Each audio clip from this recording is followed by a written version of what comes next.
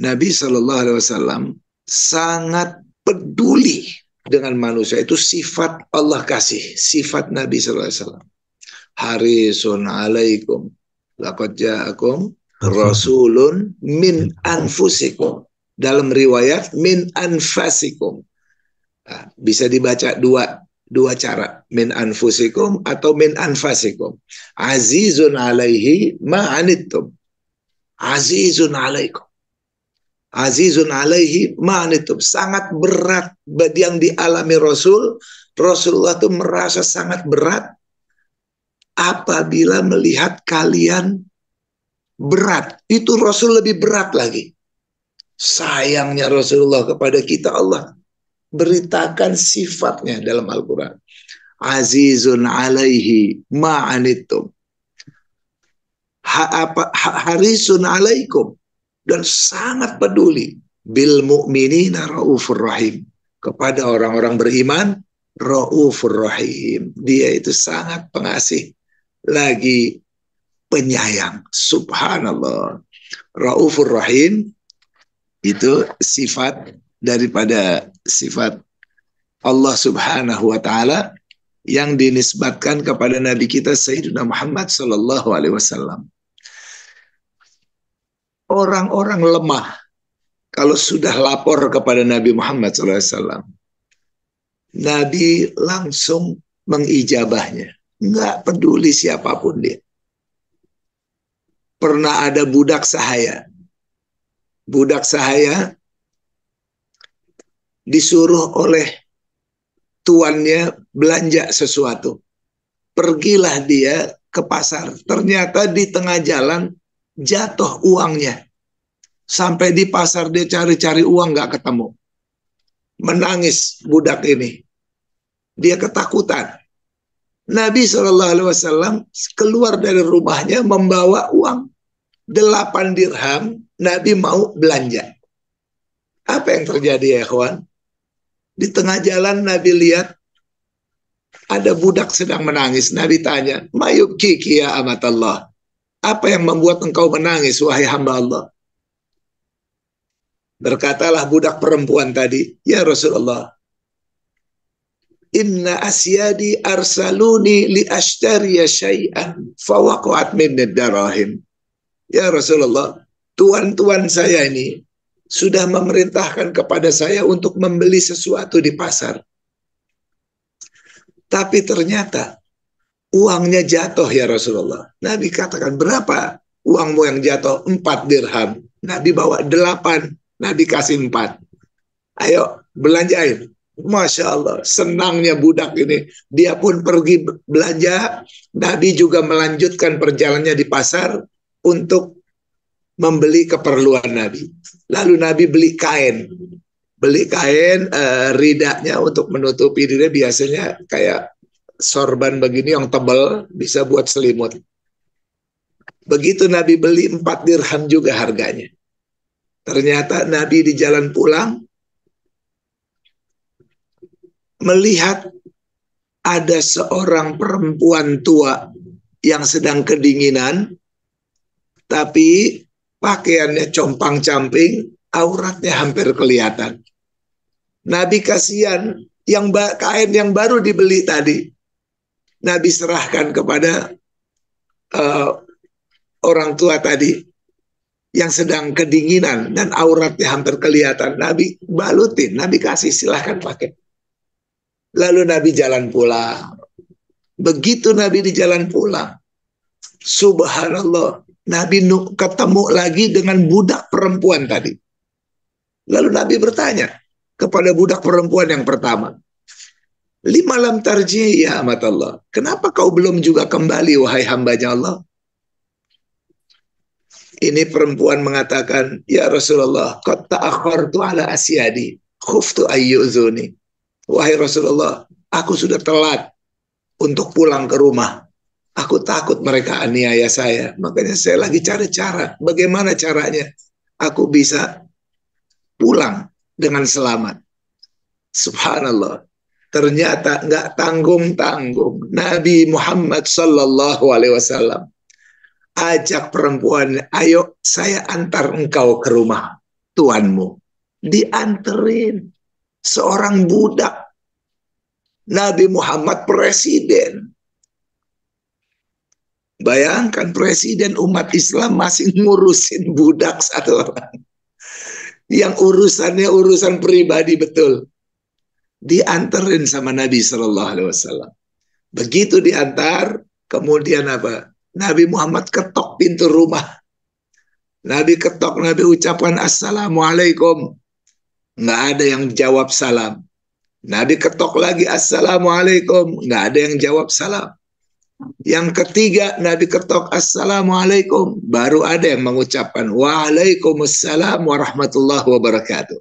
Ternyata ada perempuan-perempuan di dalam rumah itu. Lalu Nabi bertanya, lima lam tardudna assalami li awwala marrah wa thaniya marrah. Kenapa kalian tidak menjawab salamku yang pertama dan yang kedua? Bukankah menjawab salam itu satu keharusan? Ternyata jawaban perempuan-perempuan ini luar biasa. Dia katakan, ya Rasulullah, naruddus salam. Kunna naruddus salama sirra. Hatta tu'ida salama marratan wa marrah. Ya Rasulullah, kami sudah menjawab salammu. Tapi secara rahasia. Sembunyi-sembunyi dalam hati kami. Supaya engkau mengulangi salammu lagi. Mengulangi salammu lagi. Hatta yubarikallahu lana fi baitina ya Rasulullah. Sampai rumah kami berkah dengan ucapan salam dari engkau. Itu adalah doa untuk kami semuanya ya Rasulullah. Salam assalamualaikum warahmatullahi wabarakatuh. Oh, cerdasnya ini orang-orang. Lalu Nabi katakan, ini kalian punya budak. Dia tadi sudah terlambat. Tolong jangan telat. Jangan marahi dia, jangan aniaya dia. Dia tadi sudah telat karena uangnya jatuh, saya sudah kasih dan ini sudah dibelikan. Tolong ya, jangan dimarahin. Apa yang terjadi? Jawaban si pemilik budak mengatakan, ya Rasulullah, saking kagumnya, bangganya melihat Nabi seorang pemimpin dunia akhirat mau menolong satu hamba sahaya. Dia katakan apa? Ya Rasulullah, qad a'taqnaha liwajhillah ikraman li syafa'atika laha. Kami sudah merdekakan dia di jalan Allah. Karena Allah, kami merdekakan dia sebagai penghormatan atas kemuliaanmu, penolonganmu, pertolonganmu kepada dia. Kami merdekakan dia karena Allah. Subhanallah. Apa jawab Nabi SAW? Nabi kita SAW mengatakan, enggak sombong, enggak bangga diri. Nabi justru mengatakan, ma'a'zama hadhihi darahim as-samaniyah. Betapa hebatnya keberkahan 8 dirham ini. Gara-gara 8 dirham saya punya. Berkahnya luar biasa. A'taqallahu biha jariyatan. Wa kasallahu biha miskina. Dengan keberkahan 8 dirham ini, Allah merdekakan seorang budak dan Allah subhanahu wa ta'ala memberikan pakaian kepada orang miskin. Subhanallah. Akhlak Nabi SAW. Wa innaka la'ala khuluqin azim.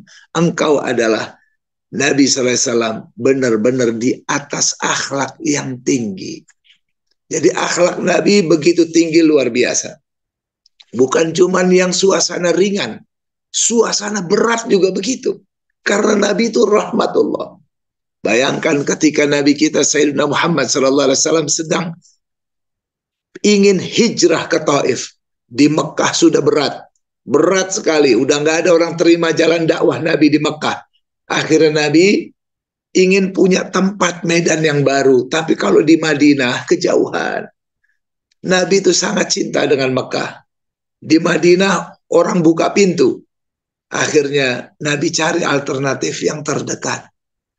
Berangkatlah Nabi ke Taif. Taif itu kurang lebih 70-80 kilo dari kota Mekah. Areal pegunungan. Bapak Ibu yang udah pernah umrah ke Taif tahulah bagaimana itu. Berangkatlah Nabi ke sana, hanya ditemani dengan seorang pembantunya. Hanya berdua orang. Berangkat Nabi Shallallahu Alaihi Wasallam.